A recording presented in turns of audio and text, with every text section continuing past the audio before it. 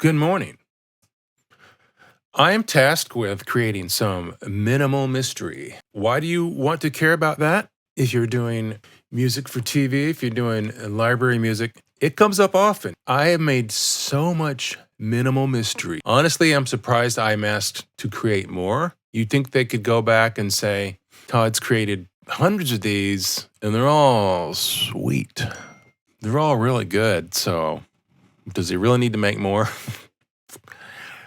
No, because they're all so good. No, I'm saying I have had that thought. I'm not saying because I think they're so good. I just feel like it's kind of weird. And once you created a large library of songs, you think, I feel like if I could show them, here's all 500, I don't know how many. It's probably hundreds of minimal mystery that I've created. I'm sure you could find a gem in there that would fit your purposes. I don't mean I created a gem. I'm going to give lots of disclaimers. I don't mean I created a gem. I'm just saying one that you're like, here's the gem. Here's what fits what I want. It's got the right combination, the sound, the feel, all the elements that just somehow magically match whatever, it's just, I think it just comes down to sometimes the music editor, music supervisor hearing something and going, oh yeah, throw that in and match it up against whatever's going on and go, yeah, that's the one. But anyway, of course, I digress. So minimal mystery, what does that mean? It's a good clue with the name minimal and mystery. And again, yes, you want to have minimal mystery as a part of your catalog, okay? I will guarantee you that. I made some little notes here on the lyrics over here. They're not really the lyrics. So what do you do with minimal mystery? You basically establish that mysterious mood. It's going to be probably going to be in minor keys, and you're going to leave lots of room for dialogue. And it's the minimalness factor, I think, that kind of can add to the sort of a suspense, right? I made just a couple more notes here. What kind of instrumentation? When I think back, what have I done? Of course, pads, so like light percussion, something that, you want like some sort of tonal center, but not like, here's a giant orchestra chord. Some kind of tonal center, like with pads, or a simple piano, a simple repeating piano. Not obnoxious. You're like, it's minimal. Keep it, leave lots of room. Little ear candy things like pings, maybe some light booms, or just whatever, or just, we want some motion in the percussion. It could be a motion in like arps and pulses of some sort. It could be like light, higher arps, or it can be even like a bass pulse. No, nothing obnoxious, right? We want motion somewhere, not for all of the tracks. Some of the tracks can be more ambient. It's say if you're turning in 5 tracks, let's have some with motion, let's have some without. And then, of course, your alternate mixes. Always give the alternate mixes. They may go, I love that. I wish it didn't have that percussion part, Let's say you did just the ambient one. They said, man, that's great. I wish I had this little motion just to add some tick-tockiness or something. I want to hear some movement in there. I know if you didn't have that in there, they might be like, let's move on. We're not using his tracks because he sucks. I mean, I don't know. Just saying. Pads, light percussion, pings, strings, of course strings. Nothing crazy. We're not going like all John Williams. We're talking minimal, okay? Not that I'm saying I could just whip out the John Williams. Look, y'all, I'm sleep deprived. Just give me some arps and pulses. Sometimes you can establish a mood. Part of the ear candy, if it's not a sound effect or ping or something, it can be little simple, sparse solo lines over the top. So, all right, so that's just me writing down what I kind of think of what I do. Now, how do you do it? Like, can you just jump in and make something mysterious? What do you go, ooh, I don't know, minor, little sad, I don't know, ready? And, you ready? Here's what you do.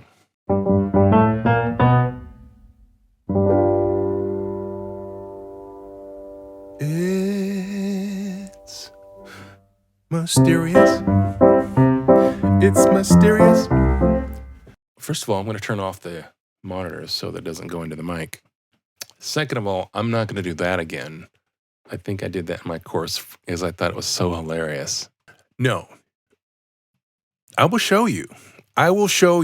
If you don't know exactly how to start it, jump in and create minimal mystery by the end of this video, I have failed. And I don't want to fail. I don't want to fail me or you or TV land, okay? I loaded up stuff that I had bought semi-recently, let's just say this year, the last week, month.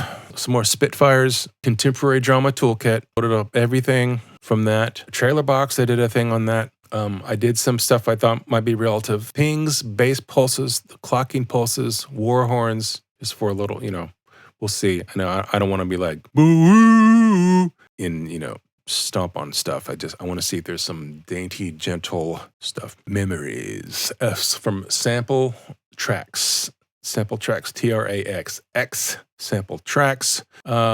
Please get familiar with those guys.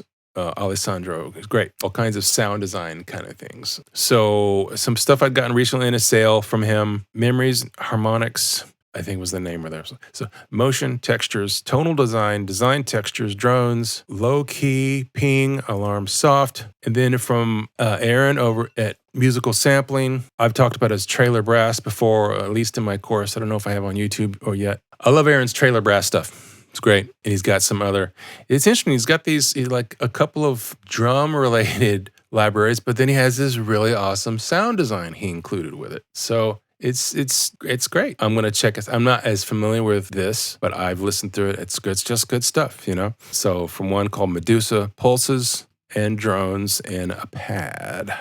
So, and of course, PercX. I thought I'd get some light percussion from Audix PercX. Okay. So to start with, I'm not sitting down or I'm not wanting to get in the shower and wait until I get inspiration. Oh, come to me, minimal mystery. Through experience, through creating a lot of these, I'm going to just jump in and know even if I don't know what I'm going to end up with, I know, okay, if I start with this pad, then I can build on top of it with this light percussion and then possibly a light piano solo or just some other textury, paddy things that come in and out, maybe a low, calm bass pulse. We're going to put this together. We're going to assemble using musical ideas and elements. We're going to get this together and we're going to create minimal mystery. We ain't scared of no blank daw. Please. This is from Wavelet Audio. It's a guitar ebow, part of their trailer atmospheres, something or other. It's free. It's a small little mini library with a trailer piano, guitar ebow, and trailer piano signals. That's what they called it. This is the guitar ebow. It's free. Go check them out. All right. I do have a coupon for you. I will try to remember to add 10% off. It's kind of like a. I don't know if you say exactly affiliate. If you use the coupon, then I get a small commission, but it's like affiliate things. It doesn't cost you anything. It just helps feed the children. And I will guarantee you this: anything that what happens is I like something, I use it, I contact them and go, hey, can I get any kind of affiliate thing? Because I like your stuff and I'm using it and I'm talking about it. And if they do, great, I love it. I'll just include that, but I'm going to talk about it regardless. So, I will never push anything that I don't like just because I have possibly an affiliate link, because that is a bit scandalous. You know what I mean? I'm not going to go that direction. So.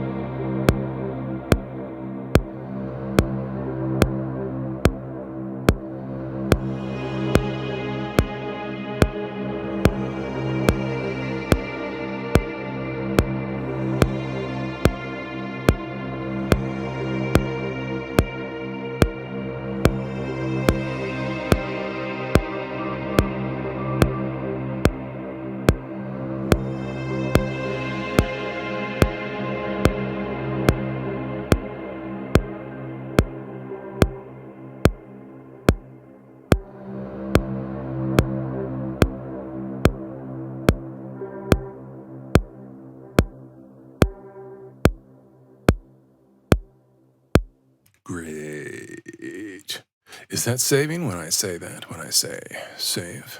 So with this, keep in mind, as I play the pad, I'm seeing, what does it do? When you hold it down, how long does it, take to speak? Does it get louder when you hold it longer? So I'm trying to adjust how I play based on the nature of the instrument, rather than just holding down.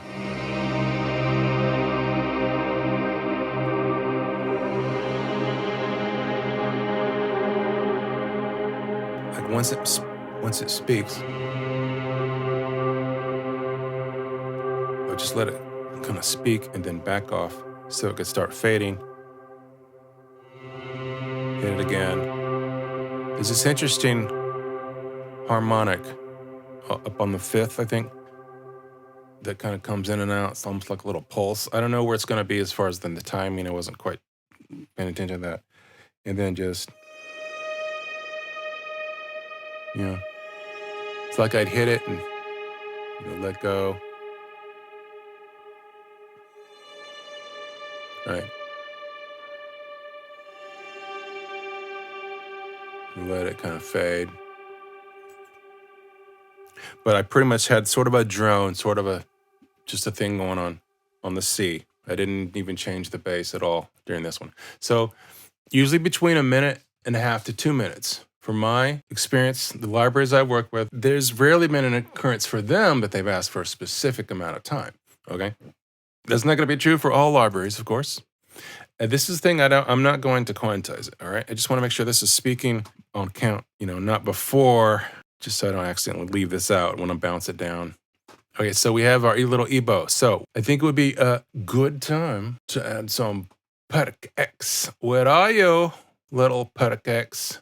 I should actually hit this instrument so I can see it. Mama, hama, hama, ha. So traditional core kits. I just got the raw drum kits, which is just like sort of live drum kit stuff. It was like $50 for current owners. Figured it'd be good. These guys are great. This is a great little thing. It's got all kinds of stuff. It's got like big poundy taikos, or it's got like light percussion. It's got little loops for TV kind of stuff, using random percussion loops and things, in particular things that aren't too signature. Like, it's fine. It's just, to me, it's like hiring a percussion player. You might hire a guy with stuff. Okay, bring all your toys. It's not like you would say, okay, I hired a percussionist to play this on your bongos.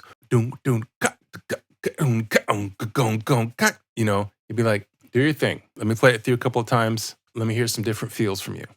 And that's kind of what loops are like for production. Yes, indeed. So I want to just kind of pick some random little smaller percussion things, throw them in here. What am I doing? Throw them in there. I know I've used some of these probably before. Hubba. Wood, metals, hats. Did I do wood yet? Brushers. That sounds promising. Glock sticker. I don't know what that means, but I'm in. All right, so the way PercX works, this is set up so like you hit one key, it plays all the loops. You can mix and match, of course, and you can blend the levels and all that, panning. We can just do, so starting up here on the G above this C. Okay, starting up here, right now what I have so far, this A flat, it's playing that bottom loop. Clock sticks. Brushers is the A. B flat is small tam. And the B is that. So you can, you can pick and choose, go in and out, or just play all of them.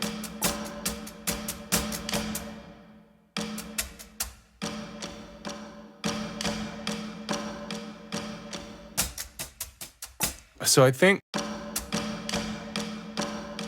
maybe that bottom one is too much going on. I don't know. Let's just experiment for a second.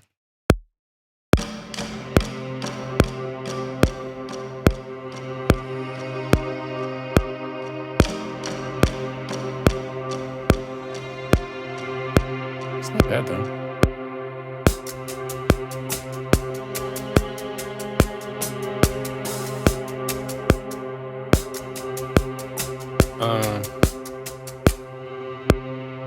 Here's everything.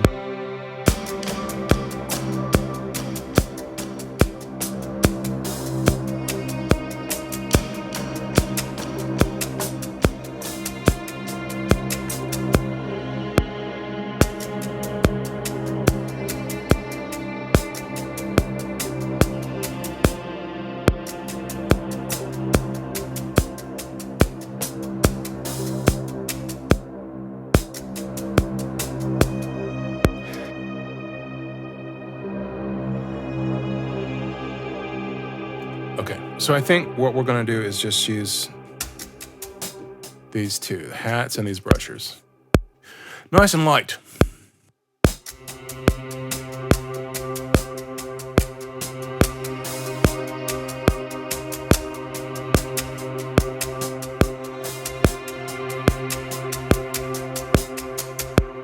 Okay, so I will quantize that.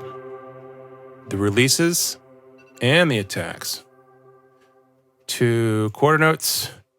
How long was this? I did it to about, so we'll just copy and paste this. I want that just constant pulse. It's a little extra, but hey, there we go. All right.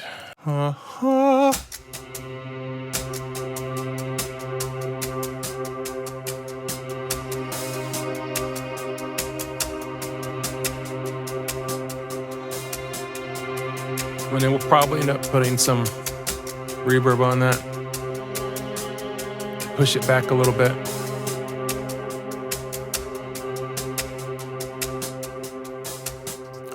I talk about arranging and mixing, this concept of feeling. There's a spectrum from top to bottom, and then there's the depth of field, there's the front to back, and then there's the panning of left to right, and sort of all that together with the individual levels of the instruments, and then where they fit in the spectrum creates your pleasing balance to the ear, and that makes sense. It's easy enough to kind of judge. You're figuring out the levels, it's like by feel, right? You're like, okay, pads going on, where does the percussion loop fit in there? And then you also will want to figure out, okay, do I want it dry and a little more in your face, a little more presence, or do I want to, it's almost like push it back through some layers with a little reverb, right? So we'll probably do that for that stuff. I have not heard, it's so small. I need some binoculars.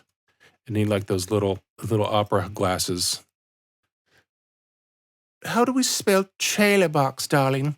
Could I borrow the opera glasses? Oh, look, there it is. That's nice. That is quite pleasant. Did I do it? I think I did. I just got trailer box from Wavelet Audio. I did like a sports kind of track last time. Using the guitar was what I was really going for with that situation. I don't know what kind of bass pulses these are. If they're wacky, loud. We want a pulse, but nothing obnoxious. It's got the name trailer. It may be obnoxious. I don't know.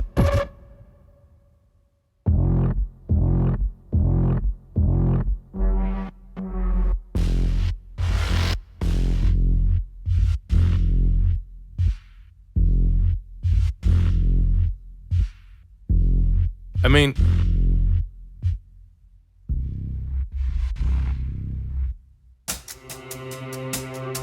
and like a lot of libraries, you go down to the lower octaves, you can change the pitch.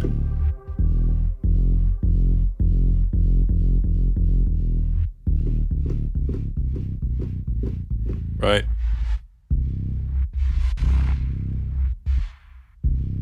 And then, which is cool. It's a nice way to have, if you're not familiar with it, it's cool because you've got all these different sounds. So you trigger the sample with the keys on your right hand, and the left hand you choose the pitch. So you're using two hands even though you're only playing one line kind of a thing.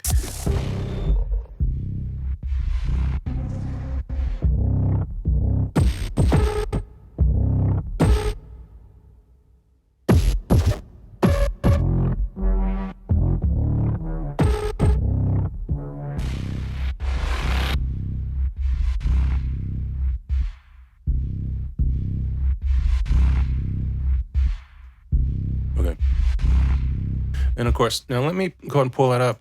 We might like the feel of this, that little interesting sound design tail on it. Right? But we know we could cut off, we could start rolling off the high end to even make it a little more subtle.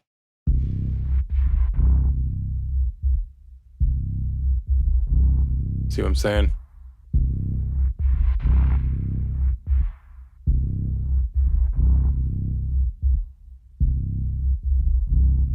I could make it even more subtle. So we can either just come in at the beginning, or we could give it a bit. Let's just come in. We will do like a 4-bar thing, and we can decide if we want to take it in or out. Cool.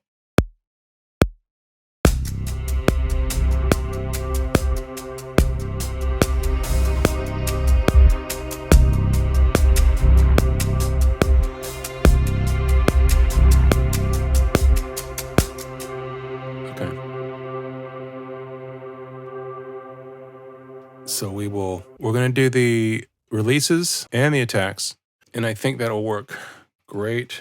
Let's just see what we got going here, okay? Again, we're getting these in. We may decide we need to roll off some high end.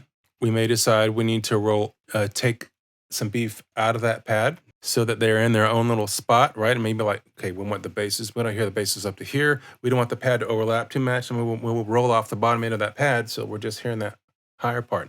We will see. We're going to kind of make it all fit together nice and snug, like a bucket of rug.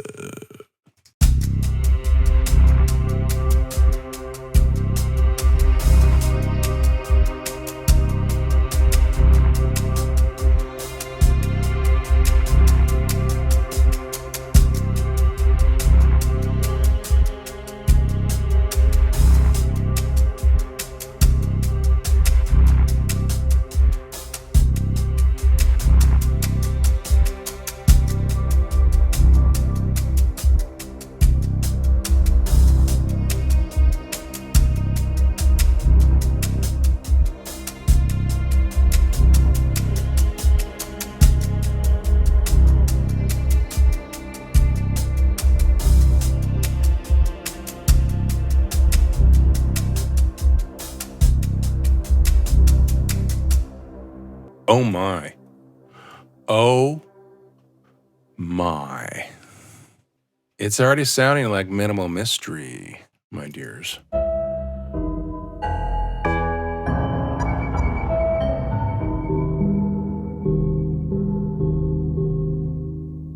I mean, yeah, I've got lots of fun stuff pulled up. If I were just going by what would work, what would fit now, I would probably tend to initially think some kind of a sparse piano solo kind of something or other. This trailer piano, I've not messed with this. Part of the freebies from Wavelet.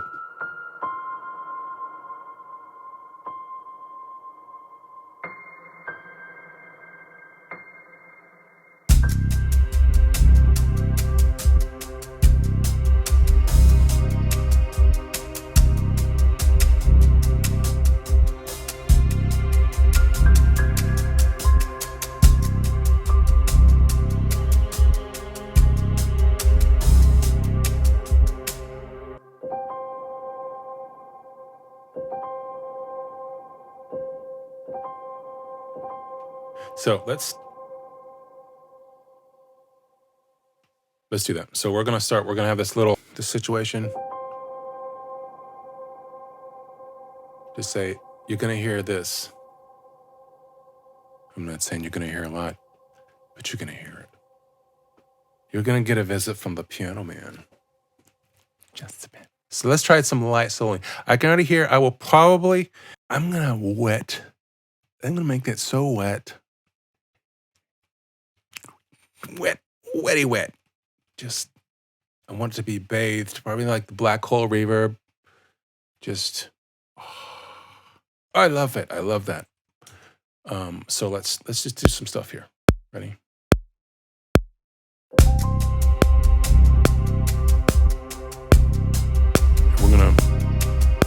We're gonna space it out.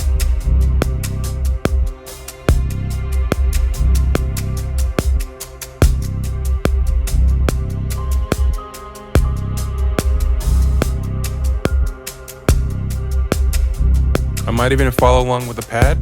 I don't know.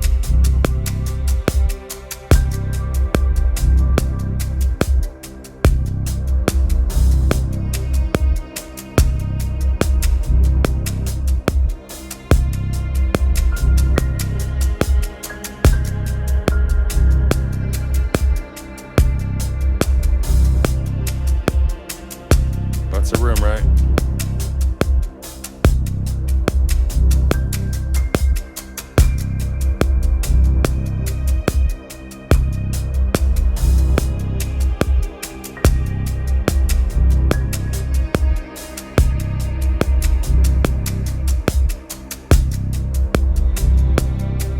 Let me move this so I'll kind of remember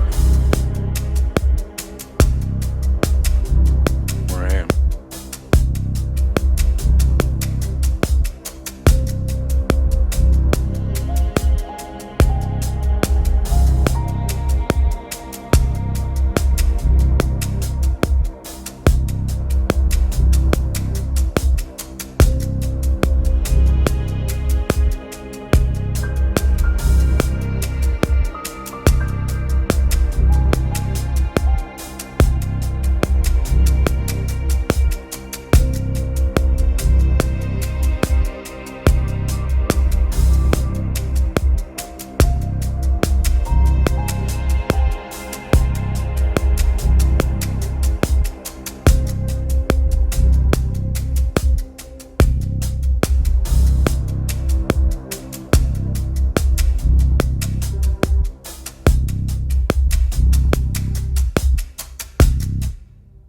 We kind of heard where we're stopping back here somewhere.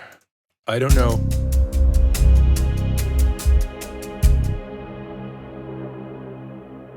Dude. Yeah. And I listened through with my headphones off, checking.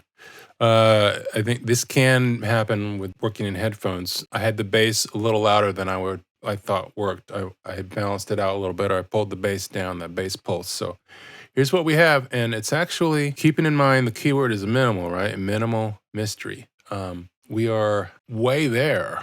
We are way there already. We'll just listen through and see what we got and see if we really need to even add anything or not. Because, minimal mystery, and it actually goes for, I actually like this about a lot of TV stuff. For my attention span, setting the mood and making the arc of the track work, even with not changing a lot, not like going into these different sections. You don't really end up changing, especially minimal mystery. It's not like you want to go, okay, now we're gonna do changes, and now here's part 2, here's the big build, and here's a fabulous ending where we do backflips and ba-da-ba-ba-da-ba, We just establish the mood. That is what has worked for me. A key phrase will be, what has worked for me? What has fed my family? What is feeding my 2 teenage boys, and me and the wife and the 2 dogs, and paying for the white picket fence, that whole thing in Los Angeles. Of course, with the trailer stuff, I've done some trailer stuff. I've had 7 or 8 trailer licenses, especially like epic stuff. There's always like the sections. There's an intro, it's more sparse. We establish the mood, and then we get into like part 2.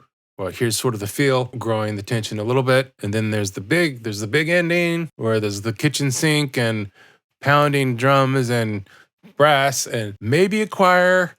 Not as much lately, it seems.